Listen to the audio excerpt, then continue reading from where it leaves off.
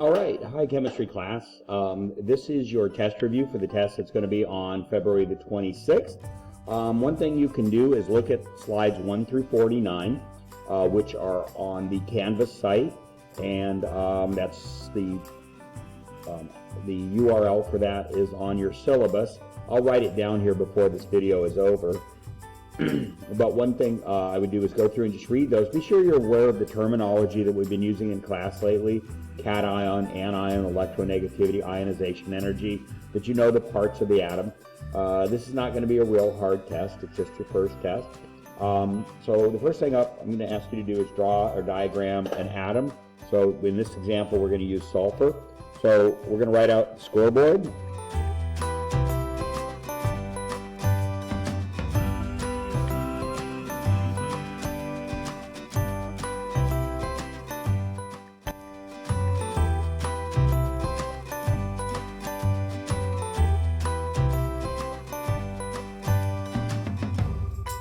Okay, so we have protons, electrons, neutrons, the number of orbitals, and the number of valence electrons. Okay, valence electrons are the electrons in the outermost orbital. Okay, we're going to draw a nucleus here.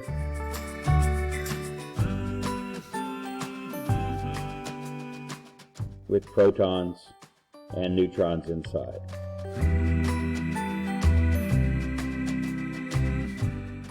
Okay, so for this, you're just going to need a periodic table. And if you don't have one at home, you'll have one in the back of your book, and you should all have taken your book at home.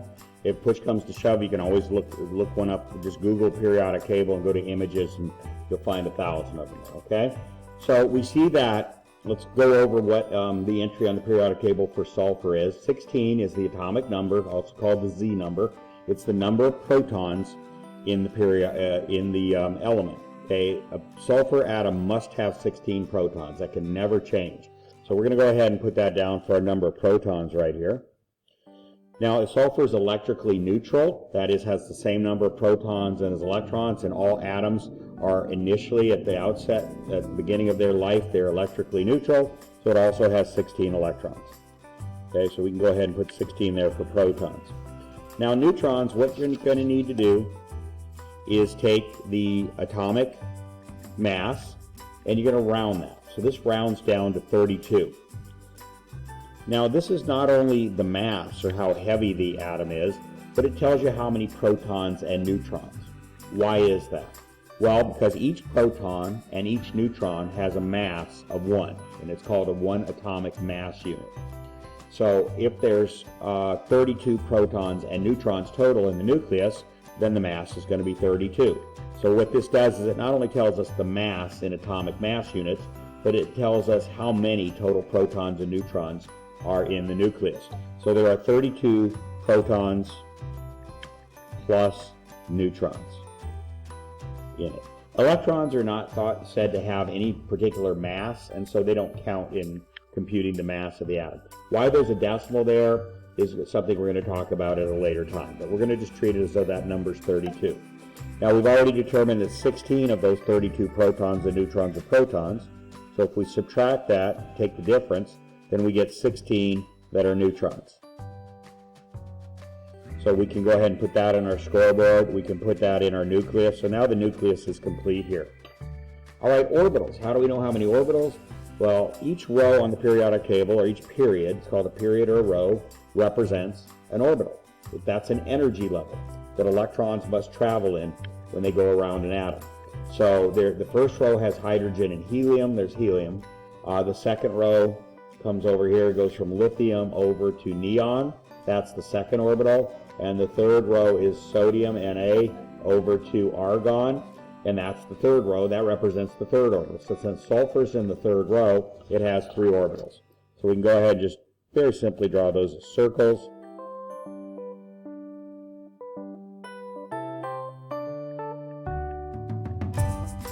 Like that. All right? So there's 3 orbitals because it's in the third row. How many valence electrons? Valence electrons are each time you have a new element, it adds another electron, adds another proton, adds another electron. So sulfur's in the third row. So the valence electrons are the electrons in the outermost orbital, which in this case is the third orbital. So So if we count, there's 1, 2, 3, 4, 5, 6. So it's the 6th element over. That means it has 6 valence electrons. So it has 16 electrons total, and 6 of those 16 are in the outermost orbital. So we can go ahead and start placing our electrons. The 2 of them go in the innermost orbital, the first orbital. That's because the first orbital is hydrogen and helium. There's 2 elements, so there's 2 electrons. The second orbital has 8 electrons. So we're going to fill up the second orbital. Let's go ahead and do it in order. There's the first electron, second electron, the third electron, the fourth. You space out the first 4, and then you start pairing them up. You'll see why we do this in a very short time. So the second orbital is filled. 1, 2, 3, 4, 5, 6, 7, 8, 9, 10 in the first 2 orbitals. And that leaves us with 6 left to go, and those are the 6 valence electrons. So we're going to spread those out. 1, 2, 3, 4. Now we pair up the last 2. There's 5, and there's 6. So we have 6 electrons in the outermost orbital, 2 of which are unpaired. That's significant because those 2 electrons can be involved in chemical bonds. All right, let's move on. I'm going to ask you about graphing, although it doesn't have to do with chemistry. It could have to do with anything. I might pick some random graph to show you, but you should understand the principles of graph that graphs something versus time. Because a lot of times, many graphs that you'll deal with in science are the change, how some particular variable changes with respect to time. So time is going to be on this bottom axis down here. Okay, so the important thing to understand is that the horizontal axis is time. So if this is position, that means where someone is standing. So let's say you're standing right here, and this is a car going back and forth. Okay, so you're standing here, but you're also standing everywhere along this line, because if you're standing at 0, position 0, this is time moving. It's not you moving or the car moving, it's time. So if you just stayed there, this would just represent the clock tick, tick, tick, tick, tick as each second goes by. So here's the car, and it starts off 10 meters away from you. And you can determine which direction you want to be the positive and which direction you want to be the negative. Let's just say, for example, you decide that north is positive and south is negative. It could be east or west, or you could reverse it. You could have said north is negative and south is positive. It doesn't matter as long as you're consistent. All positive and negative tells you is direction. That the negative direction is in the opposite direction of the positive direction. That's all it means. Okay, so we look at this graph. What it's telling us is at time 0, when you start the stopwatch, the car is 10 meters away from you to the north. It doesn't move. It stays at 10 meters for 2 seconds. Then it comes back towards you. Remember, you're everywhere along this line because this is not a distance or position where you are. It's just time. So it comes back towards you. So right there at point C, it's right next to you. The car is right next. Hopefully it didn't run you over, but it's right next to you. So it took the car 1-2 seconds to move backwards 10 meters. There's 10 meters right there, and it took it 2 seconds. So 10 meters and 2 seconds. So it's 10 meters, 2 seconds. So that would be 5 meters per second if you do the math. Actually, negative 5 meters per second because it's moving from 10 down to 0 in the negative direction. Now it's going to sit there for 1.5 seconds. So it stays right next to you for 1.5 seconds, and then it starts moving away from you in the other direction. It was in the north. Now it's going to move towards the south, and it moves from 0 down to, we'll call that negative 16. It's just a little bit below negative 15. So in a half a second, from here to here is a half a second, and in that time, it went from here to here. It went from 0 to negative 16 in 1/2 a second. So that's really fast acceleration. It went really fast. Then it sits 16 meters to the south of you for 2 seconds, 1 second, 2 seconds, and it starts coming back towards you. Okay? Again, you're everywhere along this line. You're at point 0, and this represents point 0. So it takes it 1 second, from 8 seconds to 9 seconds, that's 1 second, to come 16 meters back towards you, from negative 16 back to 0. So it went 16 meters in 1 second, or 16 meters per second. Now finally it's sitting right next to you, but it doesn't stop there, it just keeps going, and it goes back to the north. That's the direction it originally was. And it looks like it goes up to about right here. That looks like about 14 meters, and it took it 1-2 seconds to do that. So 1-2 seconds to go that distance, which over here on this axis is 14 meters. for 14 meters in 2 seconds. Divide that, it's 7 meters per second. Okay, so that's how you interpret a graph like this. So at what point is the car moving away from you? It's moving away from you from D to E, and from G, this is a G right there, from G to H. So you just write that, D to E, and from G to H. Okay? At what point is the car moving towards you?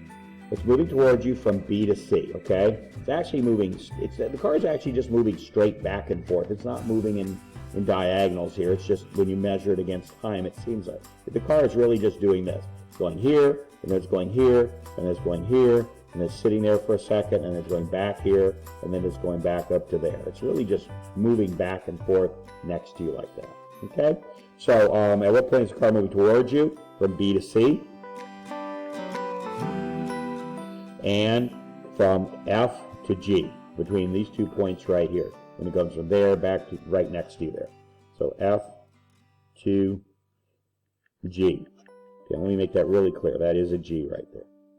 Okay, next, what's the car's velocity between G and H? I'm not going to ask you any calculation questions like that, but between G and H, we just said that a while ago. It goes 14 meters. It goes from here up to here. So you come over here, 0 to 14, a little bit below 15 there. 0 to 14, and it takes it 2 seconds. So the car's velocity is 14 meters over 2 seconds. You divide that, you get 7 meters per second. Okay? Between G and H. Okay, between what points is the car not moving? Wherever the line is flat. So between C and D, it means time is moving, but the car is not moving. Car moves on this axis, time moves on this axis. Okay, C to D, and from E to F. Okay, where's the car moving the fastest? All you need to do is a simple concept. It's where the line is the steepest. It doesn't matter whether it's steep in the negative direction or in the positive direction.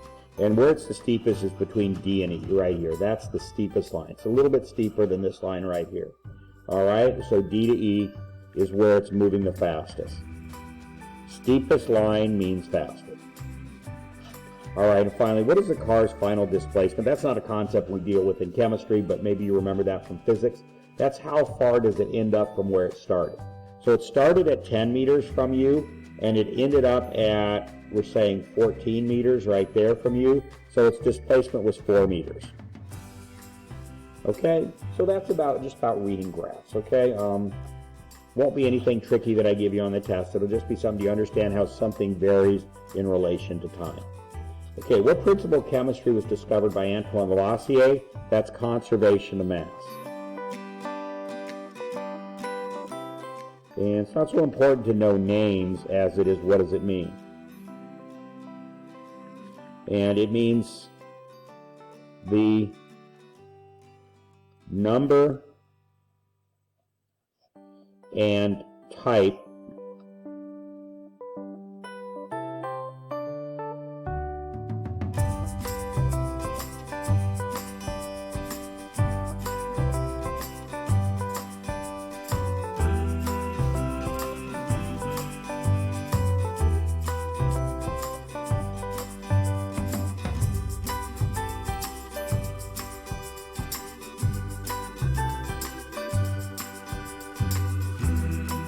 Okay, so the number and type of atom. Type of atoms means if it's a hydrogen atom, if it's a carbon atom, if it's an oxygen atom.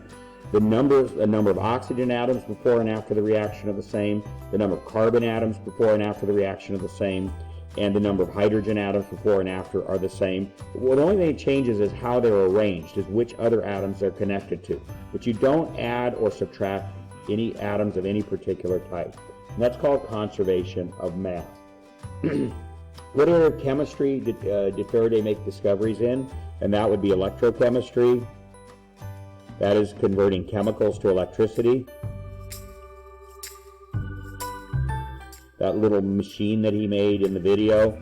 And just say electromagnetics, which is really thought to be more of an area of physics.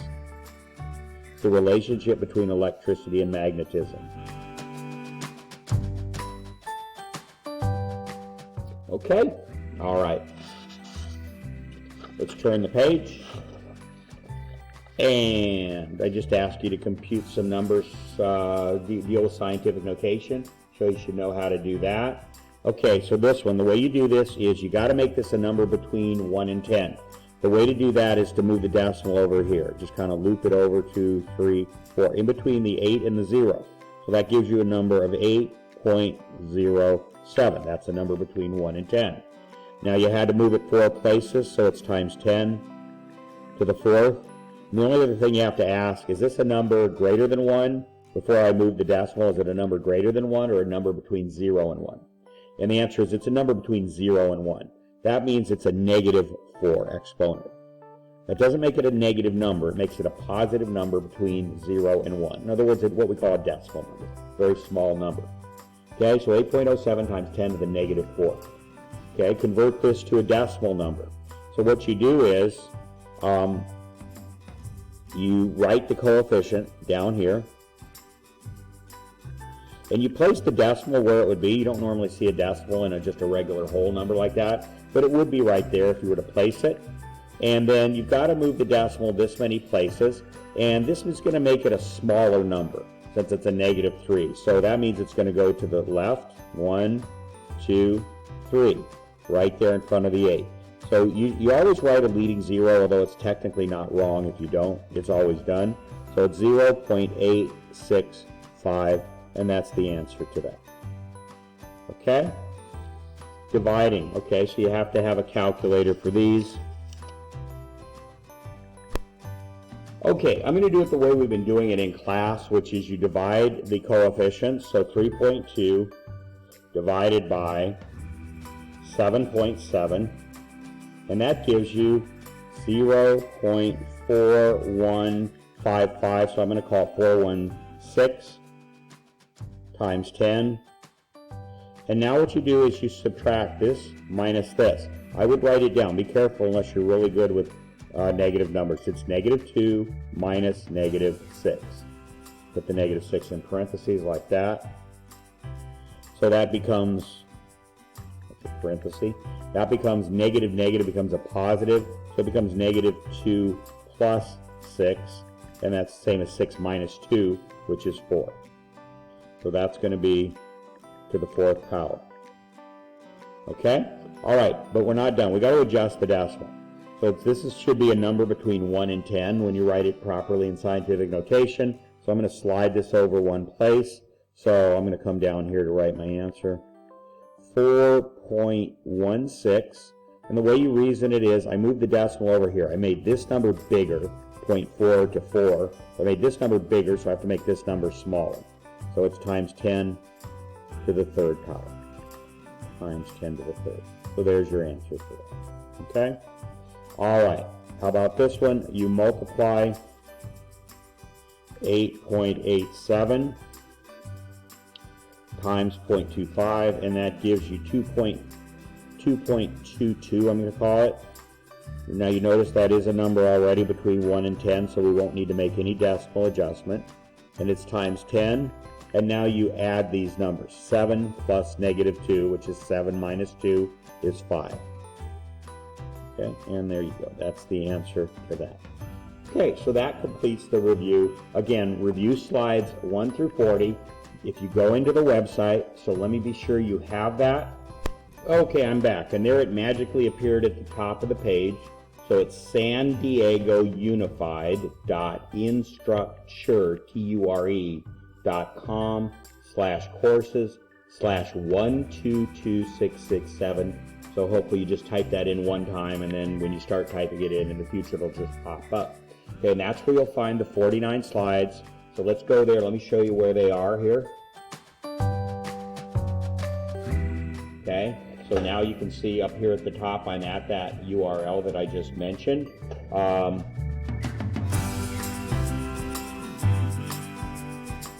Okay, and right there it says all slides, all slides. If I click on that, one of them is called a module, one's called an assignment. You can have more than one assignment in a module. I just happen to have one that's the same name. Now, if you have PowerPoint, you can double-click this and download it and play it in PowerPoint.